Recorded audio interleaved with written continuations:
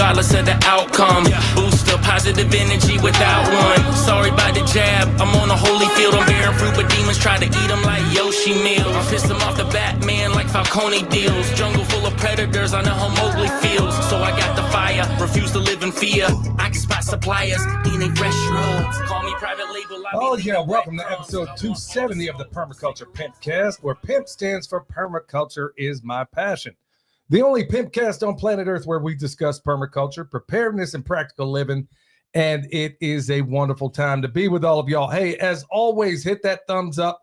Tell everybody we're live so they can go ahead and start suppressing us. But they don't want to do it tonight. And folks, I'm telling you, you definitely, look, if you got a young lady around the house, if you got a lady around the house, if you got anybody around the house, young man, I don't care what it is, hide your husbands, hide your wives. I mean, get them all out there because honestly, the guest we have tonight is, folks, I'm not even lying when I say, look, I've been in the radio business for a long, long time, whether it was terrestrial radio at KMBZ in Kansas City or whether doing the podcasting. And I've never had a more difficult time of trying to figure out the questions to ask a guest, not because I haven't done my work.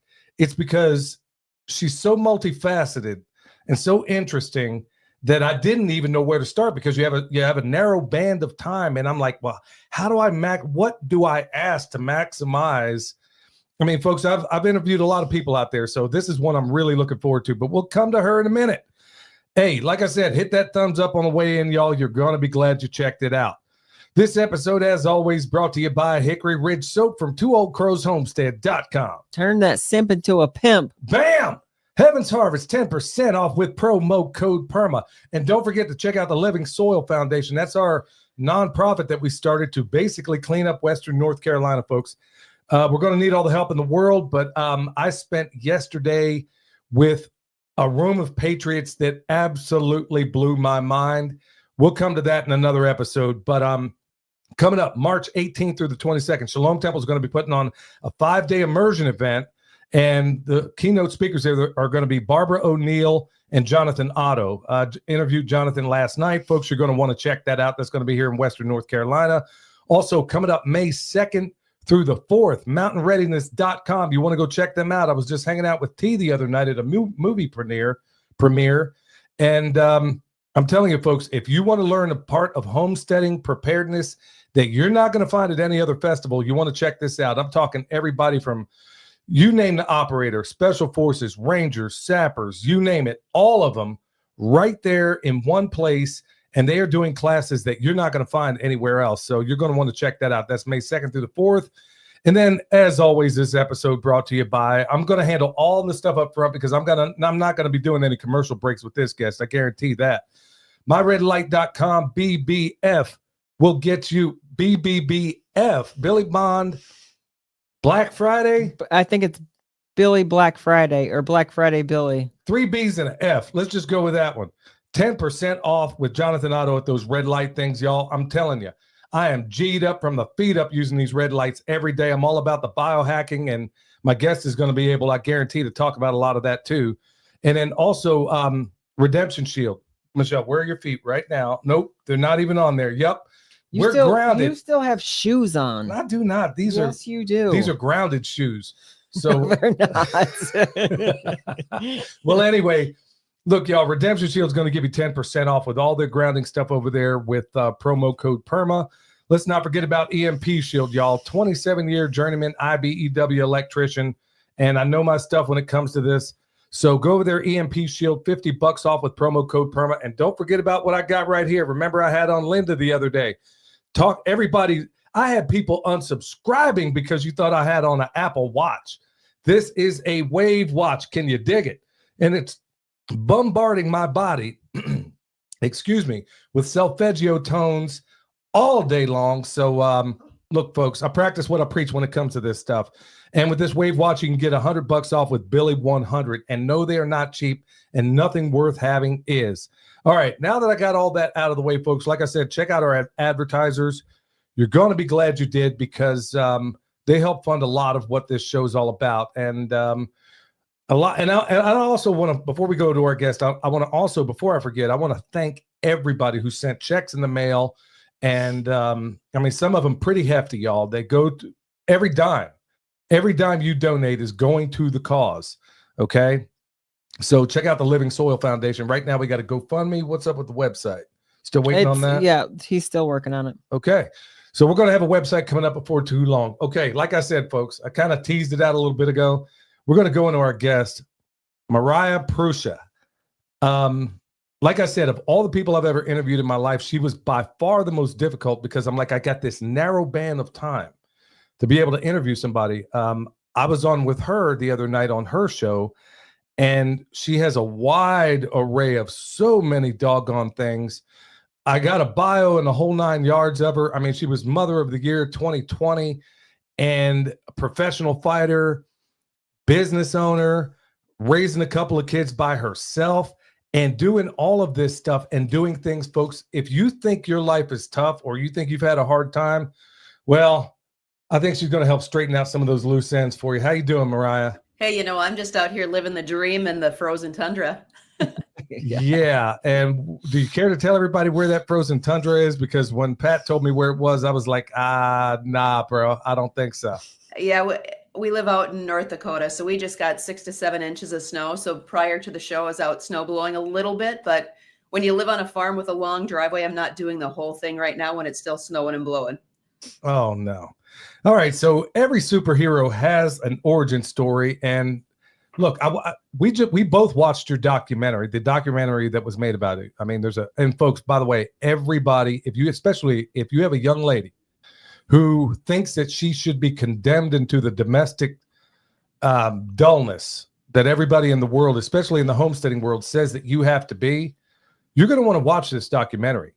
If you have a young girl who thinks, okay, well, I don't know what my direction in life ought to be, you ought to check this out. And I'm talking young men too. I related so much with this story, even got a little bit choked up there for a while.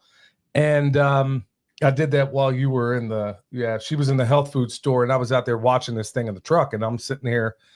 I'm like, okay, yeah, let me dry this up before she gets back in here. So no, you got an incredible story. So why don't you take as long as you need, tell everybody about your background. A little bit about my background is I grew up on a farm. So that's how we kind of connected to is regards to like when you're looking at permaculture. But for me, I have always been driven to learn more, driven to become more.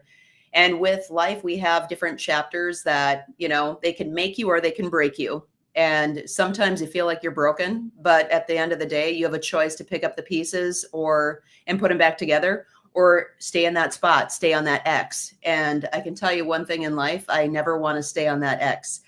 So for me, I went to college, played 3 sports in college. After that, I dove into literally personal training, living the dream. But I ended up becoming into more of an unhealthy relationship that I didn't recognize at first. And for women who are listening here, it's not something that you see right away. It's something that happens over time. And if you're an individual that hasn't really defined what love is, you're going to think that it's either from a physical perspective, a verbal in regards to words and communication, or just different ways that you're treated. So if there's a day or a moment where you experience something, whether it's physical abuse, whether it's emotional, whatever that stems from, then there's always something warm and fuzzy that comes after, so that you brush it underneath the rug like it's nothing. They still love me. It was just, okay, they slipped. What I can tell you is this: if somebody lays their hands on you, and if somebody is verbally abusive to you and not respecting who you are as an individual, whether you're male or female, because it happens in both, in each relationship, is really define and understand what is your worth. And when you start instilling that and taking steps, one day at a time on finding that internal power and that faith, that's really when things start coming into play. And the sad thing when it comes to domestic violence is most people don't realize that it takes an average female 7 times to actually leave the relationship, which is pretty scary when you look at the stats. Dreadful. I mean, and so many out there are dealing with these in these awful circumstances, and they feel like they don't have a way out. I mean, I've talked to the audience before about, with my background, I mean, my family just essentially put the funk in dysfunctional. I've talked about it before. And it's amazing what you think is normal, or at least what I thought was normal. And, and that's why I'm saying, guys, I mean, you ought to be able to relate to a lot of what she's going on, what she's talking about right now. So Mariah, you found your way out of that. And folks, I mean, we're going to hopefully, like I said, the frustrating part is we're definitely going to have her back, because there is no way on earth you cover anybody who's done as much as she has in the amount of time that we have. So we'll get as much as we possibly can. So you found yourself in these awful circumstances. You found your way out, and it's documented, of course, in that documentary film. And you made a transformation, and you could even see it physically, I think, even in the pictures that you had. I mean, from a physical standpoint, you could see it. And obviously there was a switch that happened in you mentally. Can you walk us through how that went down? I mean, what made that change? Because so many people that find themselves, whether it's in domestic violence or whether it's in, you grew up being abused as a kid, as I was, or any number of things, you just kind of find yourself there. And then it seems like for the rest of our lives, we're on autopilot until we have a reason to do otherwise. What was your motivation? Well, I can say first and foremost, a lot of people didn't realize that what was going on behind the scenes, because I owned my own gym, right? So I'm personal training, empowering and educating individuals on how to become their strongest self. And then I would be going home to clearly an unhealthy situation. So when it came to the relationship itself, for me, what ended up happening, it was a lot of jealousy that would end up occurring. I played a lot of softball. I would travel almost every weekend, where I would get over 200 plus different phone calls or text messages during the time that I was gone, leaving on a Friday and then getting home on a Sunday. And if I did not pick up that phone, he instantly thought that I was with another individual, when in all reality, throughout the entire relationship, he was with multiple women, to find out later, which usually ends up happening. But for me, after I decided to break off the relationship, there was a breaking point. At that point, our son was about 1.5 years. I had already broken up with the individual, and I had gone out with a friend. And I just said, you know what? I want you to watch our son. I may or may not come back tonight, because if I have any type of alcoholic beverages, I'm not driving, right? End of story. I was at my friend's house. He was calling and calling and calling and calling. And at 3:00 in the morning, there was extreme honking outside of her apartment. And here he was right outside. And in my head, I'm instantly going, where is our son? It's 3:00 in the morning. What is going on here? So I ended up driving home at that point, because I wanted to see where my oldest son is now. At that point, there was a major flip there. And I don't know if you've ever seen the movie Enough with J-Lo in it. That was my shifting point, where she was in an abusive marriage. She had a child. She wanted to get out. He was following her left and right and was basically going to try to kill her to get their kid. For me, it was different. The moment that he laid his hand on me when I was holding my son, there was the switch. I'm not a weak female by all means. My ex is clearly a little bit shorter than I, and that was the first time that I ever put my hands on him. I'm not condoning what I did, but I literally grabbed him by the neck, lifted him up off his feet, and said, I'm done. This is never going to happen again. That was a major turning point for me, is because if you are touching me while I'm hanging on to our son, we've got a problem. We need to break the cycle. And that was the key thing for me, is I had to make sure that my children were in a healthy home and breaking that tie. So that was my duty as a mother, where after I broke up or got out of that relationship, I was stalked for a couple of years, where I literally would be staring out my bedroom window every single night, wondering when he was going to come to my door.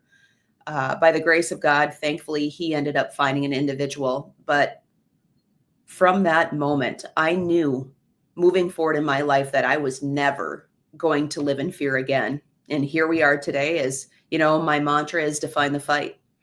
Until you define the fight, how do you expect to win the fight? And I made sure that my fight and my vision was clear moving forward. Now, I have a question for her. Before you move on, I just was wondering, for everybody that knows women in that situation who, for one reason or another, they've decided not to leave, how best do you support, or do you be there for somebody that chooses to stay in that situation when they haven't decided to leave? I think we stay in situations long enough for us to learn the lesson. We can't tell somebody when they need to leave, why they need to leave. But what we can do is support them with love and also provide them different ways or different outlets that resources that can help them. So when we look at levels of abuse, what does that look like? Yes, you've got physical. Yes, you have emotional. You also have financial. So I think for women, depending on the situation that they're in, I've personal trained many clients, thousands of clients, and some it may have been financial where they're like, well, I don't know what I'm going to do. And plus I have kids. Or the other stream is just the fear of they've got such deep hooks within them that they do feel like it's love. So it's slowly retraining the brain on defining what that piece is, and then helping them slowly move forward on whatever that exit plan is going to be. Now, Mariah, you're the first, as I understand it, you're the first pro fighter from Fargo, North Dakota, whether in boxing and mixed martial arts. What was your motivation? Because clearly you weren't doing that in college. I mean, and as I understand it, being something of a fan of the sport back in the day, I mean, doing the work I do now, of course, I don't get to follow it like I would like to. It seems to me that you got in at this thing at an age where a lot of fighters are thinking about exiting. So how did you make that transition? And I mean, you were clearly great at it. I mean, what was the motivation for doing that? Was it because of this domestic violence? Not at all. And I think a lot of people link that automatically to it. Like, okay, she's got some fight in her because she's got some anger. She wants to release those things. The reality is it turned out to be kind of a fluke. One of my clients, I taught cardio kickboxing. She had said, Mariah, do you know my son? I'm like, I have no idea who your son is. She said, well, his name is Dane Sayers, and he fought on Spike TV, fighting mixed martial arts. I think that you should meet him. I'm like, sure, absolutely. So I met him. And like I said, I was not a spring chicken going into the sport. I didn't start training until I was 36, which is very, very uncommon. But when I met him, young 24-year-old, thought he was the big dog, right? And the whole goal and intention was to learn from him, to incorporate different combinations into my current classes, and then also to add that into my personal training, into my one-on-one sessions. After meeting him, I decided to get a couple training sessions from him. Now, this is not the typical training environment that you would start. So he invited me over to his trailer house. I made sure that I had an individual that came with me. In the middle of the living room floor was a wrestling mat. And he goes, all right, Mariah, we're going to start with Brazilian jiu-jitsu. So what I want you to do is lay on your back and wrap your legs around me. I said, can I get your last name first? Totally awkward. It was the most uncomfortable I have probably ever been in my entire life. But I'm like, okay, my friend's here. My other friend is coming. I think I'll be okay. And after that session, we then went into striking, which was at my gym. And he goes, Mariah, I really think that you should fight. And I said, you know what? Give me a couple details. And I said, you know what? I've always wanted somebody to hit me first. It never happened. And now provided with an opportunity to train and get into the cage and actually fight, I'm like, all right. The crazy thing is with the journey for me is that was in February of 2013 when I committed to fighting. In June of the same year, I completely tore my Achilles tendon. And after having surgery, the very next day I went back to training on one leg. I sat on a physio ball, throwing strikes. I did Brazilian jiu-jitsu from the ground, learned different hand positioning, whatever I could do, and had to create different types of cardio for me since I couldn't run. Was it a challenge? Absolutely. But I knew that I had already had my first fight set up for October 26th of that same year. So you don't hear of somebody training like from February to October and then their fight is already happening. But I knew I didn't have a very big window of time. So I'm like, all right, I'm all in. Let's do this. So with the Achilles tendon tear, it was crazy. So being a single mom, on crutches, hanging on to my child, crutching it into the house, having a walker to kneel on inside the house, putting him into the crib, and push mowing my lawn. I've got it on YouTube where I strapped my walker to my push mower so that I could push mow my lawn. And the crazy thing is I hit the curb of the edge of the sidewalk and my walker collapsed. So for me, it was like, okay, no matter what obstacle is going to be put in my way, I'm going to find a way to navigate through it. So that's literally how my fight career started, was by a member introducing me to her son and then just taking the bull by the horns and diving in. Now, how do you stay mentally strong and motivated? I mean, okay, first of all, you suffered pressures. And folks, I highly encourage everybody to go check out the documentary. I mean, we'll leave it linked here below. And by the way, hit that thumbs up if you can. Sorry about the noise in the background, y'all. We got one of her dogs that's tripping outside this door right now. So if you hear anything in the background, you know where it came from. But, you dealt with things, honestly, that, I mean, the kind of pressures that would basically put somebody on the counselor's couch for a lifetime. And I just want to know, I mean, at the same time, managing a business, I mean, you have a radio career, you got a podcast thing going. I mean, you have more jobs than a Jamaican. I've never seen somebody have so many different facets and be good at all of them. I mean, not just you. I could tell by the way you do your radio show that, you're not just somebody who just walks in there, okay, give me my check, I'm just going to go here, sit behind the mic. I mean, you do a little bit of research on some folks. And I just want to know, I mean, how do you stay mentally strong and motivated through all of these, whether it was the adversity in the cage or cutting weight? At the same time, you got two young boys that obviously have to be looked after. You were mother of the year, so clearly they don't just give that to anybody. I mean, how do you stay motivated and do all of this? And when on earth do you sleep? Well, I can say is this: people drive me. I know that in life, our mission, or my mission, your mission, is larger than ourselves. And when we recognize that, I think everything comes into play. But for me, I love everything that I do. I feel that I was put on this earth to empower people to take that step, that leap of faith, to find what is that red line. Push yourself to that red line, because we don't know what our full potential is if we continue to sit in the passenger seat. So for me, I take a lot of my mentorship from my dad. My dad is a very strong man. He served in the Navy. He, built a construction company from the ground up and had his struggles where it was high and low. So I saw some of the entrepreneurship there. But for me, I don't want to use the word being busy. I would say what I do is I stay blessed. And that's really what it comes down to, whether it's the radio. Okay, it's a way to show individual solutions. Far too often when we're staring at a screen, whether we're watching a video, whether we're watching TV, listening to the radio, or whatever it may or may not be, we always look at the problem. Well, if we're always looking at the problem, then we become the problem. And that's the biggest concern I feel in the nation, or in country-wise, throughout the United States and nationwide, is that we need to own how we show up. And that's really what it comes down to for me, is I have to own how I show up. And I want to make sure that I'm a good role model for my children, that even when the cards are down, I'm going to pick the cards up and get ready to play them. So yeah, I don't sleep as much, but at the same point, I know that I am moving towards where I'm meant to be.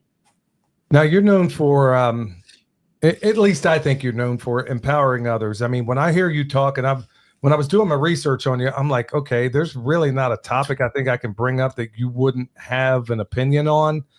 I've heard your other interviews. I mean, and honestly, an intelligent opinion. I've heard you in a number of other podcasts.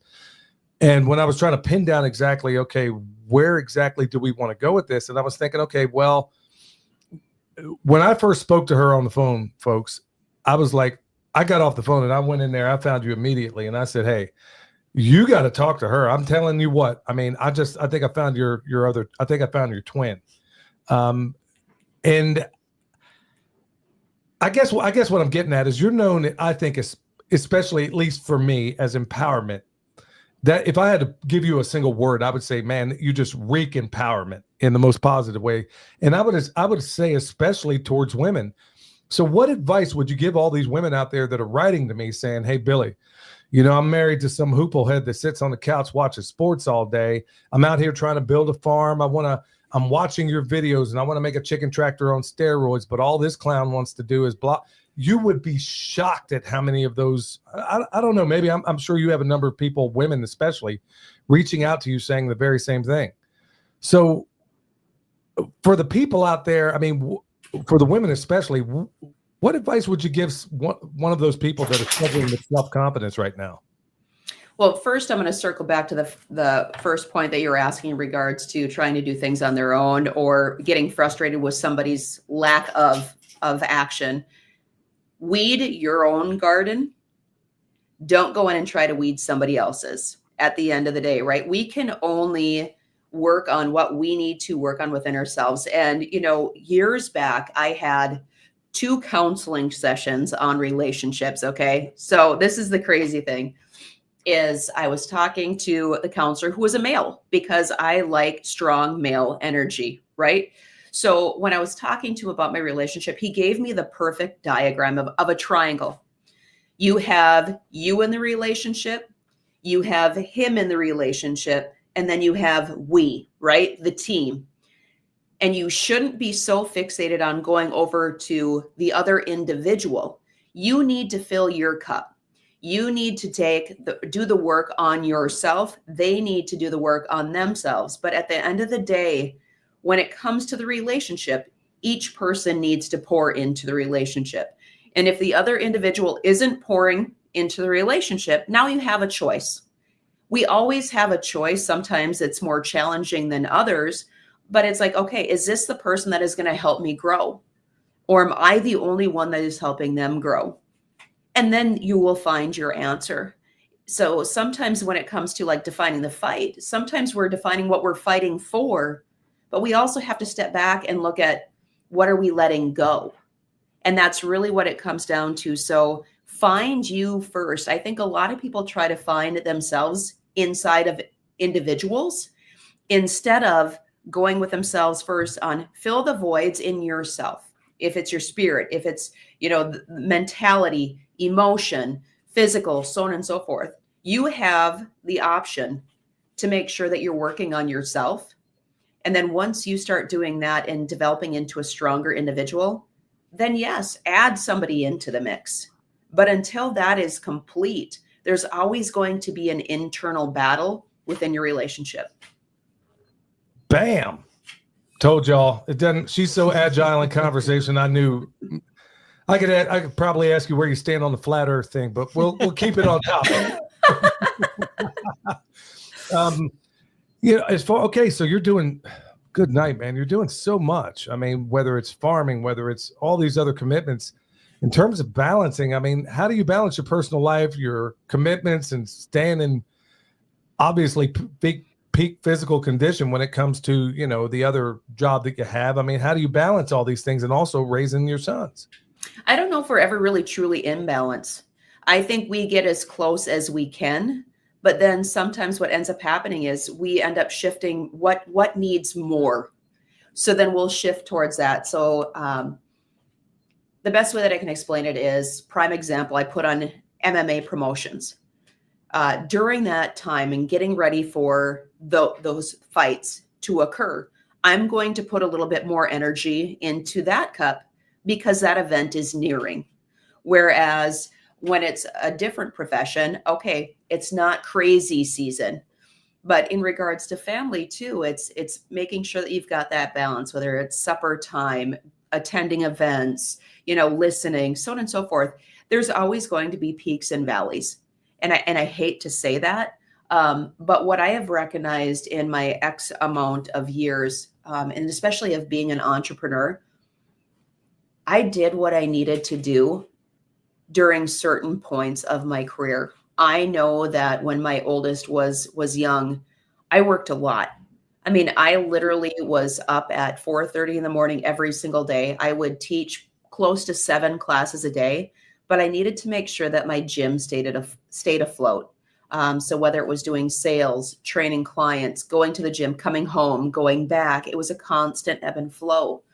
And I went through some different training with some of the retired Navy SEALs, and I look at the fact, one of the best things that was said to me is, if you say your why is your kids, or if you say your why is your job, whatever that may or may not be, if the structure isn't conducive to fulfilling your why, then you need to change your structure.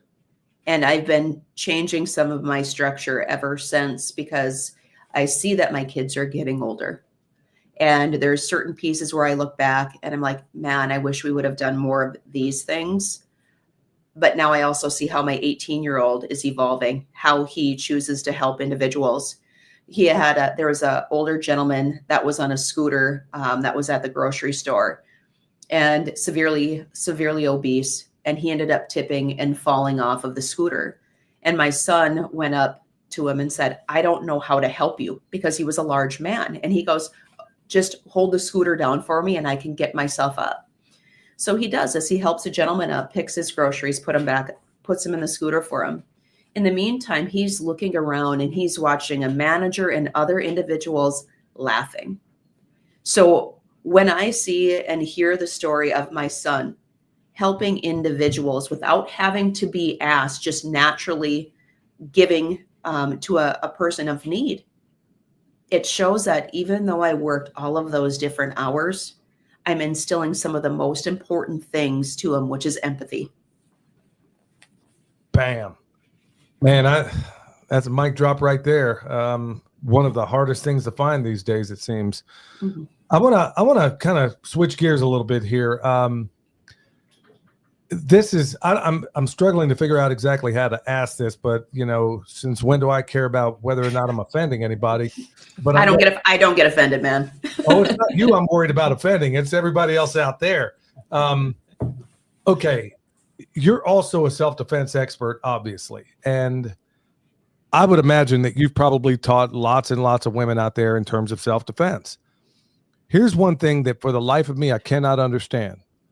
Let me back up a little bit and just tell a brief story. We were living in Bonner Springs, Kansas at one particular time. And there was a story, it ended up going up on the news and they even showed it from a Walmart camera. The girl's walking out to the car, a young lady, I don't know, maybe 18, 19 years old, looking on her phone, hits the key fob thing, about to get in her car. This whack job basically snatches her up, throws her in his car, goes over to a lake, rapes and murders her. And I don't even think in that order. I mean, this sick SOB, but anyway. And I'm like, okay, there's so many women I see out there. And I'm bringing this up because I can't think of anything more important in terms of security, where there are women, and I say it all the time, and there was a cop that actually said it was a female police officer that actually said it, that a woman is 10 times more vulnerable than a man, but somehow is 100 times more careless in parking lots, looking at the phone when they should have at least, and I'm throwing a wide net here. I'm not, obviously not all women. So in terms of security, I mean, personal security, when it comes to a woman, I mean, obviously these phones are a big doggone problem, but why don't you give me your thoughts on the posture a woman ought to be taking in these environments these days? Obviously you're not in the crime-ridden area, neither am I, but I'm not far from one. And there's a lot of people out there that are worried about security, especially the females. So, I mean, where are women screwing up when it comes to a protected posture? Because if that girl just had not have been looking on her phone or had some awareness of what was around her, this guy would not have snatched her up and threw her in the car. What I'm going to say is this, Billy, you're seeing more men now that it's also occurring to too. And I'm not being sexist or anything, or, being coming off as a woman strong to a man. I'm being honest. I think that our society has become extremely weak as a whole, male and female. But when it comes to self-defense, why in the world do we plan and prep our meals?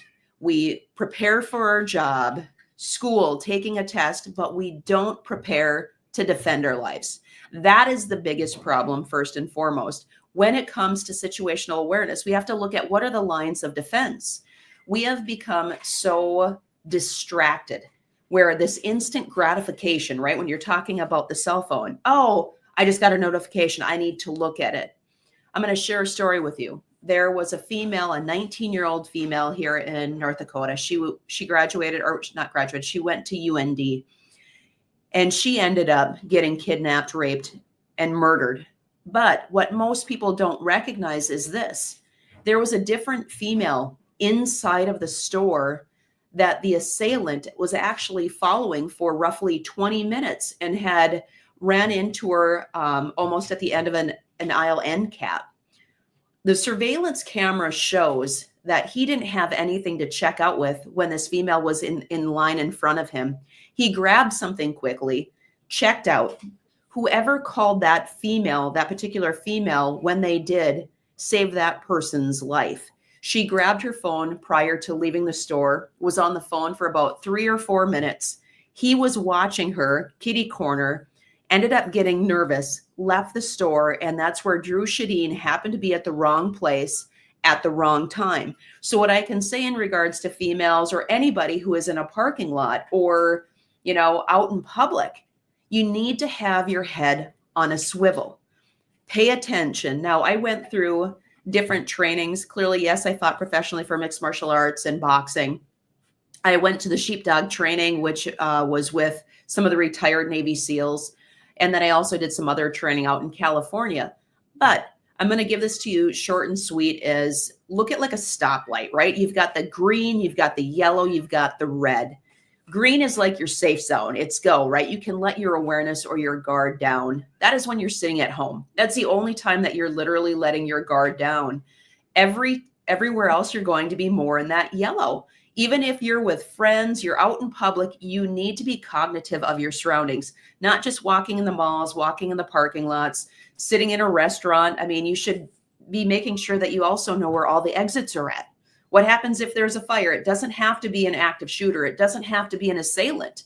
You need to know where other people aren't going to go so that you can get out of there safely. And then clearly when you hit the red, you've already identified the threat is a threat, whether it's they have a knife, whether they have a gun, or they already grabbed you, right? So clearly your other lines of defense failed if they're at the point where they're grabbing you. So put the cell phones down. Wait until you're in a locked vehicle if you're going to look at it. Patience is key. And I think we all need to learn patience, but we also need to teach patience when it comes to texting. The instant gratification kills, right? So we have to put those away. And I tell individuals in my class is this. I said, I've had different experiences that I've had. If I feel like there's somebody sketchy in the parking lot or is sitting way at the end or next to me, wherever they're at, I will memorize their license plate. As soon as I get into the store, I will take that license plate, put it in my note section, just in case something happens. And I think one of the other areas that we fail is this. If you see and feel like something is wrong, listen to your intuition. It's 99.9% on point. If you end up screaming, help, whatever, so on and so forth, and you're wrong, so what? Good job. You just cleared your vocal cords. But it's like I said, pay attention to the details. And it's okay to call the police and tell them that it's a non-emergency. Break down the details, what you're seeing that is suspicious, so that if something does happen, maybe not to you, but to somebody else, they already have a partial report that's already started. No, and to your point regarding, hey, it happens to men too. Our son once said, he says, Mom, now keep in mind that we live near the most liberal city in America, and that's Asheville, North Carolina. Our son said, hey, Mom, I'm pretty well convinced that you can beat up about 95% of the women in Asheville and about 98% of the men. So love it. Yeah. So the truth of it is around here, I mean, it's hard to know the distinction these days, but yeah, it happens. So no, I'm glad you pointed that out, because it's one of the biggest. Every time I see it when I'm out and about, I'm always thinking, man, I'm always there's never a time I let my guard down in public, especially in public. And like you said, I love how you had the red, green, and the yellow. And even in the house, I mean, even in this studio, I'm armed and I'm in my house. So, I mean, you know what? I mean, it's just, I got the door shut. You don't know what may happen. But anyway, I'm even armed in my own house. So, I mean, there's always some posture. But even like you said before, this is something that I've been guilty of is trusting yourself. If something feels off, if something seems off, in the past, like a few years ago, I would have just dismissed, like, I'm probably just making that up, or I'm probably not seeing it right. But it's not until the last few years where I'm actually like allowing myself to notice and be okay with not being okay with certain things. So I think trusting ourselves, especially as women, is an important point also. It is. And I'm glad that you brought up that point, because when we look at the 3 F's, right? Fight, flight, and freeze. Most people think that the assailant, or if they are attacked, is going to be by somebody that they don't know. In reality, when you look at girls going into college, or their 4 years of college that they're in, 1 in 4 females are either sexually assaulted or raped in those 4 years of college. So when I teach women self-defense, it's very important to me because I fall into those stats. So when you're talking about listening to your gut, it is crucial. So the freeze response typically happens when trust has already been established with the friendship, so on and so forth, where that monkey brain starts going where this can't be happening, so on and so forth. That individual wouldn't be trying to harm me. They wouldn't be crossing my boundaries or crossing that line. When it feels wrong, it is wrong, 100%. And I want to circle back to one thing that you said too, Billy, about being armed. And this is something I do talk about in self-defense. If you don't know how to protect it, you shouldn't have it. So when it comes to having a gun, if you're having a knife, you need to make sure that you are also going through training for retention. Now, I went through, I did role playing for some of the police cadets, where we did traffic routine stops. And I was in a vehicle with a male, and they wanted me to role play a domestic dispute in a vehicle. And none of the individuals knew that I had a mixed martial arts background. The head police officer said, Mariah, I want you to be more aggressive with the female officer. I want to see how she responds. Now, she ended up trying to handcuff me or get me to the vehicle, and it didn't work, right? So I ended up going into a gable grip, pulled my arms in tight. The male officer had to come over and help, where they linked, one arm, and, we're walking basically towards the car. Well, I felt that the male officer was trying to sweep me, which means lifting up his foot, trying to sweep and kick out my leg. I felt that, so I actually swept him. In that position, we all went down to the ground. As I'm hanging on, still linked arms, I look to my left, I look to my right, and I'm like, who is in the worst stance and worst position to take down? I took down the male. As soon as I took down the male, I turned to my back and I snapped the female in my guard, which means I'm laying on my back, wrapping my legs around her. And this is where weapon retention really comes into play. I was able to tap her gun, her fake gun, 3 times, and not once did she move her hand to cover that gun. So after the role playing was all said and done, that was a talking point, was, okay, what do you think that you guys could do better? Well, we should have, tased, or, you know what I'm saying, going through their phases. And the officer goes, Mariah, what do you think in regards to could have been improved on? I said, never judge a book by its cover. Never assume because I'm a female that I don't know mixed martial arts. Watch in regards to a person's hand placement, how they're gripping. If somebody is gripping like this, they probably don't know mixed martial arts, right? If their hands are gripped differently, you might want to err a little bit more on the caution side. But I said, I'm not trying to throw the female officer underneath the bus. I'm trying to make a statement to save her life. I tapped your gun 3 times and you never once went to cover it. Now, these are individuals that are going through training. look at individuals who have concealed to carry, or North Dakota is an open carry state. Make sure that you're not just going to the shooting range. Anybody can fire a gun, but when somebody is trying to assault, attack, so on and so forth, typically your first response is going to be hands up. You might go to your gun, but it all depends on if you're grabbed in a way that takes you off guard.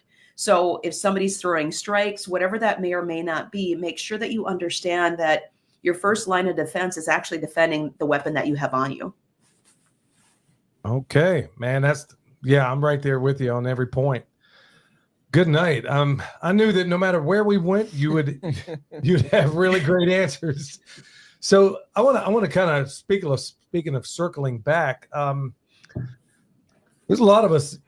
I mean, life is never going to be in a parabolic fashion. I mean, it's never going to always be in an upward trajectory. So, one of the things in your documentary that I thought was fascinating, that I really loved, is how you deal with defeat or tough circumstances. So what are maybe some of the toughest defeats and troubles you've had, and how have they contributed? Because it seems like jujitsu, you're going to turn. It seems like you're pretty adept at taking negatives and turning them into positives, or basically using that energy to turn it into something else. I mean, how have you dealt with those things? I look at, if you want to use the word defeats, as lessons, right? I am not going to grow unless I'm challenged. So the biggest thing is, I know that when you watch the documentary, when my face was all jacked up, what most people don't recognize is all of the different things that led up to that fight that was not stated in the documentary. So literally 2 weeks before my fight, I ended up relocating because the rent got jacked up at my gym. I wanted to shift very quickly for my clients and my members so that their membership fee wasn't, they were able to use it. So in 7 days, I completely shifted and physically moved my gym 2 weeks from my fight, and got it all set up so that people could go and start working out.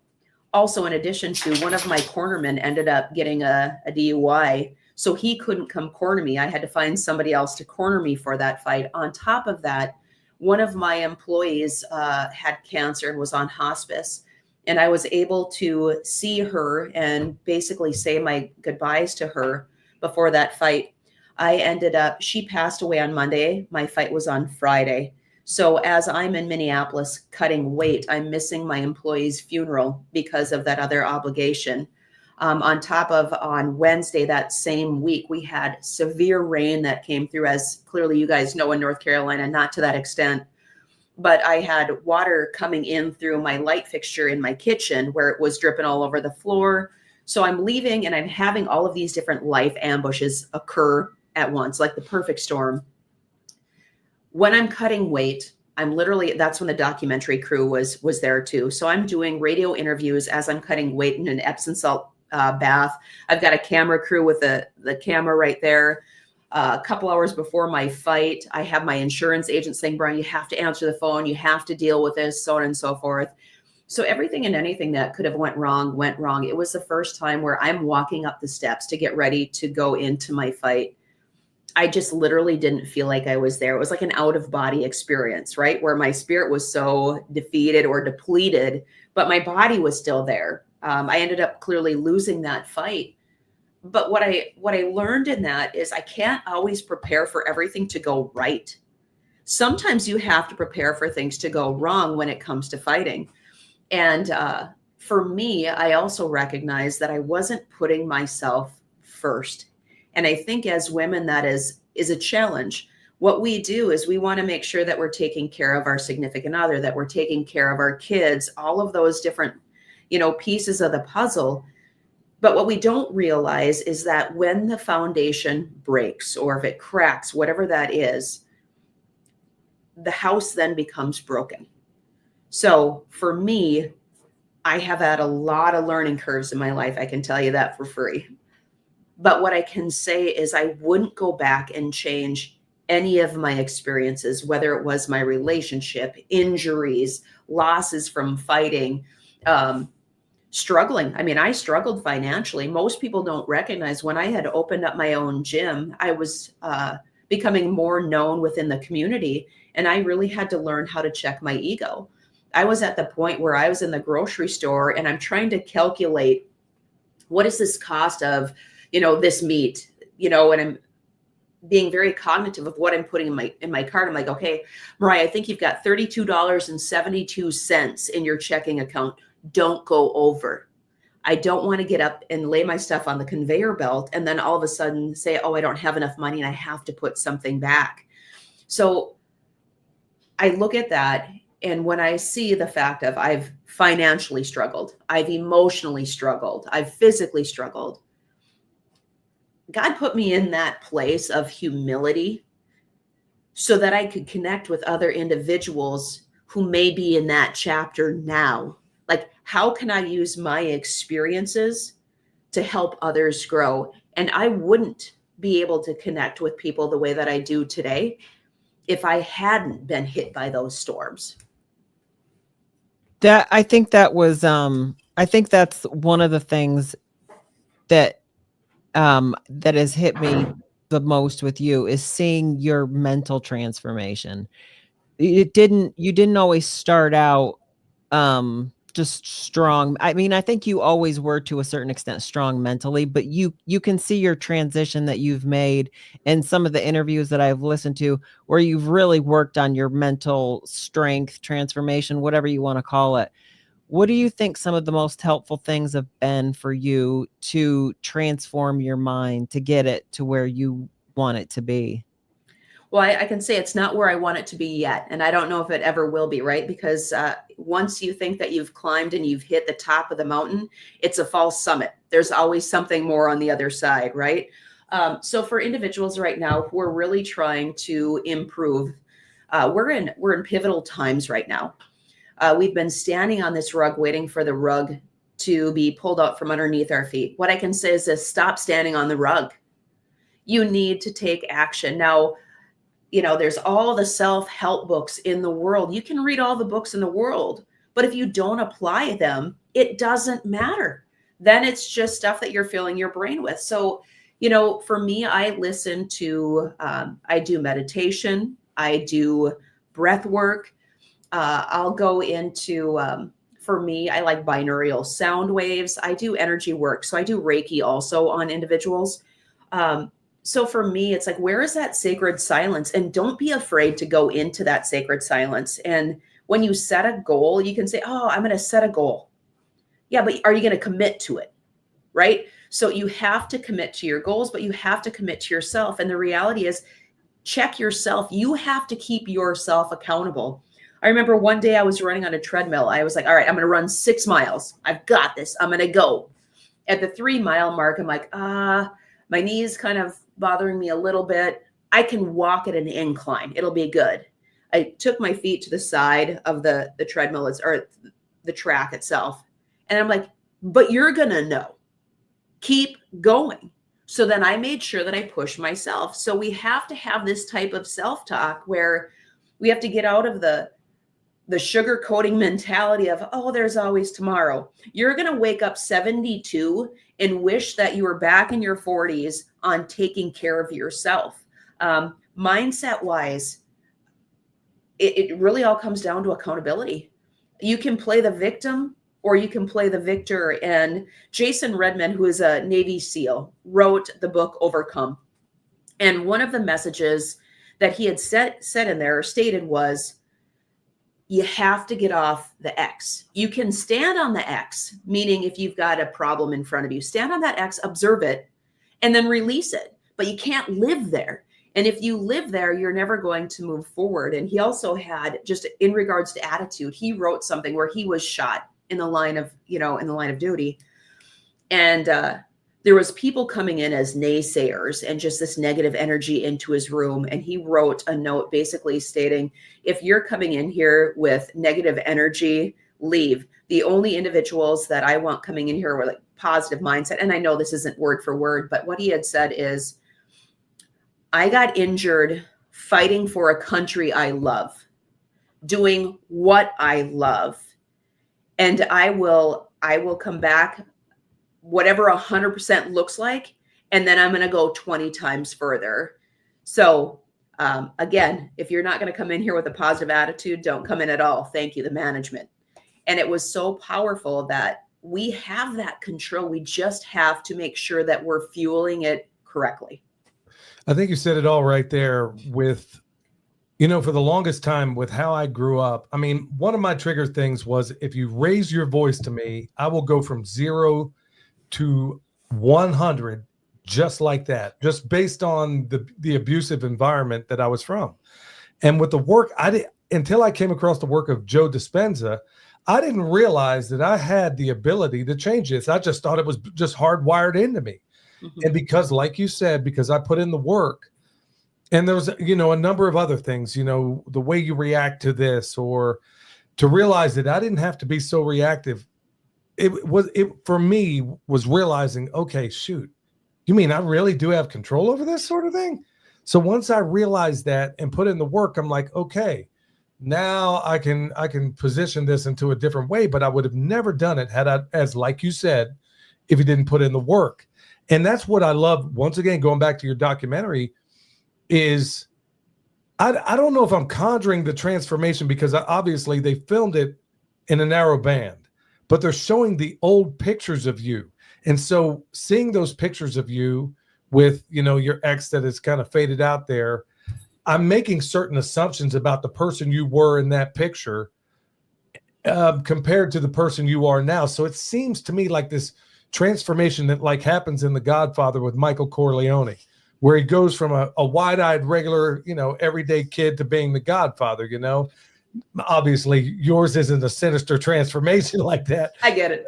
But I don't know if I'm conjuring this transformation, but it seems like you went, I don't know if I'm just imagining this from the person I'm seeing in the still pictures that are in that documentary, but it just seems like a person who seemed, forgive me if I'm mischaracterizing this, but the transformation just seems astonishing to me, because it seems like you went from a person who was whoever that was in the picture to somebody who could go after Moby Dick in a rowboat and take the tartar sauce with him. So it seems, that's the transformation. It seems like it, and it obviously took work, and you had to be, it wasn't something you just went into like a zombie. You obviously consciously made that transformation. But we got some questions here. I should probably ask you. You got it. Do you have any tips for senior? Hang on. Do you have any tips for senior ladies? Absolutely. If you are currently doing nothing, start with something. So if you're talking from a physical perspective, I think we try to put the buggy before the horse when it comes to physical fitness. New Year's resolutions are coming around. We don't have to wait till the turn of a year. We can start today. So body weight is great. If you haven't done any lifting, start there and then start incorporating in weight. It's important for women to understand that we are more prone towards osteoporosis and osteopenia. So by strength training, that is going to help improve or decrease the risk of getting that as you get older. But mindset wise, I think we set limits on ourselves, and I don't understand why age really is a determinant of growth. So, our spirit stays young. So why does our mind have to necessarily grow old? We get to the point or a certain age where we don't play anymore. Not one single person said to us, stop playing. No one did. We just naturally do it. We become adults. Now, all of a sudden, we have to do adulting versus playing. So whether you're in your 70s, whether you're in your 50s, 40s, whatever it may or may not be, play. Do some different things that you haven't done for a long period of time. Get up, dance. The sky literally is the limit. So stop looking at what is the end date, and instead, like, this is the start date. Yeah, I like that one. Everybody seems to think, like my dad always used to say, just because I get older doesn't mean I turn in my recliner for a rocker. So, and speaking of dads, by the way, your dad, I don't know if anybody's ever told you this, but I swear I thought in that documentary, your dad was Kerry Von Erich. I don't know if you know who that is, but your dad, when he was younger, looks exactly like the pro wrestler Kerry Von Erich. I'm telling you, I had to stop it. I'm like, hold on, Kerry Von Erich's her dad? Oh, yeah. I got to Google them now, but I love both of my parents because it's like Cheech and Chung, or, they're just opposites of each other. My mom is the empath. She's the compassionate one, never played sports, the homemaker, so on and so forth. And my dad is the grit, let's get it done.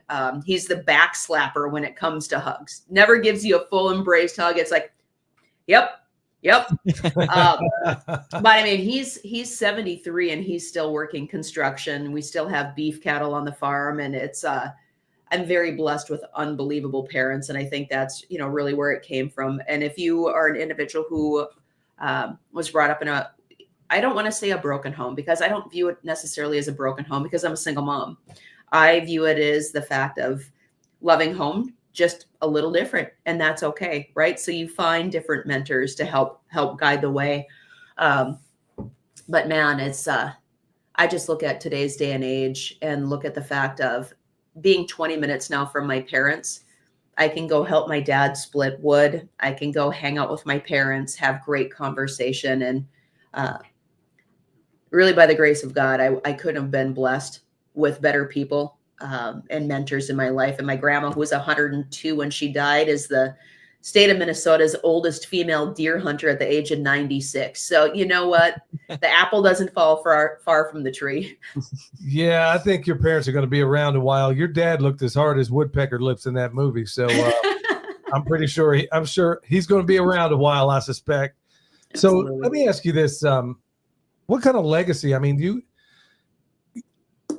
like I said, it was never more frustrating to figure out how to box in the questions. And I don't know that I did a good job today. You're doing amazing. You're doing amazing. But honestly, with a person that has so many interests, and we can both relate to you, because I mean, I can talk about, just on this show, people are probably like, man, how do you go about talking a religious concept one day, and then the next day you're talking about flat earth topics? So I'm all over the place, and I know I'm never going to live long enough to examine all these things. But for a person that is an autodidact like yourself, clearly you are no dummy, and it doesn't take a good eye to see it. What kind of legacy do you want to leave behind? With a person that has so many interests like what you're doing, where do you see yourself? And maybe not now, but 5 years from now, where do you see yourself going, and what kind of legacy would you like to leave? Well, I think when it comes to legacy, it looks differently clearly for everyone, but what do I want to be known, or how do I want to be known? Literally is that she defined her own fight. That's really what it comes down to, is leaving everything on the table, but then also recognizing the importance of being in acts of service. I think that's an important piece, is that, man, we've all needed a hand, and somebody's reached back and helped us up. We can't forget the importance of reaching back and helping others rise, whether they're stepping side by side with you or they're moving up that mountain above you. We're just so divided right now as a nation that it's imperative for us to understand that there's division, whether it's left versus right, whether it's vaccinated versus unvaccinated, religion, church, all these different things. When do we want to look at the fact and say, you know what? It's our spirit. And recognizing that we are kindred spirits, where what is our legacy? That for me, I want it to be the fact that she was a kind person. She was a real person, and she worked her backside off. Not for her own taking in or reaping of benefits, but she worked her butt off to show others that they can do the same. Okay, I think that's very commendable. Tell me about your nonprofit, Define the Fight. You got it. And I think I'll be asking some questions after we get off here, like down the road. So one of the key things with Define the Fight, I was utilizing the mantra with adults, and I was like, okay, why am I not using this with youth? It's very important for our youth right now to define and find their fight so they can win it.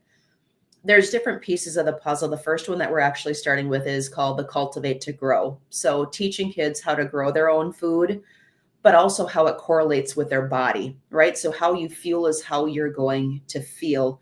So getting their hands in the dirt, 25 to 30% of children have never planted a seed. When we look at the fact of childhood obesity in 2020, 158 million children were labeled as obese, and that's 20% of our youth. When we look at 2030, which is about 5 years from now, we're looking at the number increasing to 254 million, which is roughly 60% of our children being obese. And what stems with that? Anxiety, depression, stress, all of these different things. So we're taking them from a further place of healing and getting them really disconnected on the importance of food. The other pieces is I teach a warrior mindset program now for adults, but teaching kids the same, where teaching them how they show up, but how to be an effective leader. What are you currently doing within your life to be a leader? How do you deal and work and navigate through different struggles that you have, coping mechanisms and strategies, and not putting them on pharmaceuticals, right? So it's like the holistic approach to complete healing. So our phase 1 is the cultivate to grow. Our phase 2 is the mindfulness meditation and, like, again, the effective leadership training, because right now I think a lot of our youth are really missing those pieces. And how great to teach them how to reprogram or unlearn some of the habits have already instilled into their life, so that, okay, hold on a second. I said something that I probably shouldn't have said, right? So they start checking themselves and then teaching them respect, a level of respect to, teachers, their mentors, their parents, so on and so forth, where we have a job to do. We have a job to make sure that we have strong leaders that are coming up. We have strong youth that know how to take care of themselves, because another phase will be the youth self-defense training. I did teach, I partnered with the Fargo Police Department and worked with at-risk youth to teach them how to defend themselves. So I just feel like right now I want to absorb clearly and put everything into our youth. So it comes to the cultivate to grow, the mindfulness and meditation, the leadership training, and then we'll segue into the self-defense. So those, a lot of components, but that's why we're starting with phase 1. Awesome. How does everybody support you? If they want to go to our website, which is definethefight.org, we have a different link on there where it says give today. You can click there to donate. We'd appreciate anything and everything. Every little bit helps. And I think we all know that. Life is short. So whether it's an individual who wants to volunteer time or monetary, it's great. We have a new push that's going to be launched that you'll be able to see here shortly on that website, where we will be sending inspiration throughout the U.S. And other countries if individuals, they donate. And when they donate, we write different things and we send it to a friend, a loved one, whoever might be struggling in that moment in time. Well, tell everybody how they can contact you and listen to all the awesome information you put out. You got it. So YouTube channel is, I think you've got it on the link here too, is Mariah Prussia. If you look at Mariah Prussia on YouTube, we've got clearly different playbacks. Billy was just on my show on Monday, so his playback link is on there. I think I posted that yesterday. If you want to go to my website, mariahprussia.com, or easier spelling, definethefight.com is my for-profit. Definethefight.org is my nonprofit. So they are different and they are separate. I do have a warrior mindset training that is coming up in February. I do interviews for that. I want to make sure that individuals are committed, because you can have people start a program and not finish it and think that the program failed them. The reality is they failed themselves because they didn't complete it. So if you're looking for that piece of the pie, you can email me also at info@mariahprussia.com, and then we can connect and kind of go from there. Well, Mariah, I can't tell you how awesome it was to have you on the show. I can't wait to get you back another time and talk about the whole other constellation of your life that we didn't even begin to touch yet. Because, folks, when I say this lady wears I just can't even get over how many hats she wears and how many accomplishments she has. And we didn't even touch any of them. And, of course, my computer crashes when I'm trying to read the full extent of her bio, which in and of itself would probably take a couple of minutes because that's how accomplished she is in so many different things. You've been a fantastic guest, and I can't thank you enough for coming. Thank you so much. Well, I appreciate you both and everything that you guys are doing for individuals in North Carolina and beyond. I mean, it's great that you guys are servants, and I appreciate both of you. Well, we're doing the best we can, and I want to thank the audience out there. Look, I know our biggest, massive audience is definitely in the podcast space, but I want to thank everybody that comes out here and checks us out live. I mean, we'll get to your questions. I'm sorry I didn't feel enough of them right now. We just kind of had her all to ourselves tonight. So sorry for not sharing, y'all. But until next time, stay alert. Stay alive. They don't want an individual just to carbon copy. You spitting that manicotti, yeah, I'm talking saucy. All they want to build is a prison world full of pet Tamagotchis. Like a kamikaze, got me out of body like I'm Goku SS3. They want to push me to the center like a cell. They want to spin up at the center of the nexus. Me. They want me to bottom, but I'm a warrior.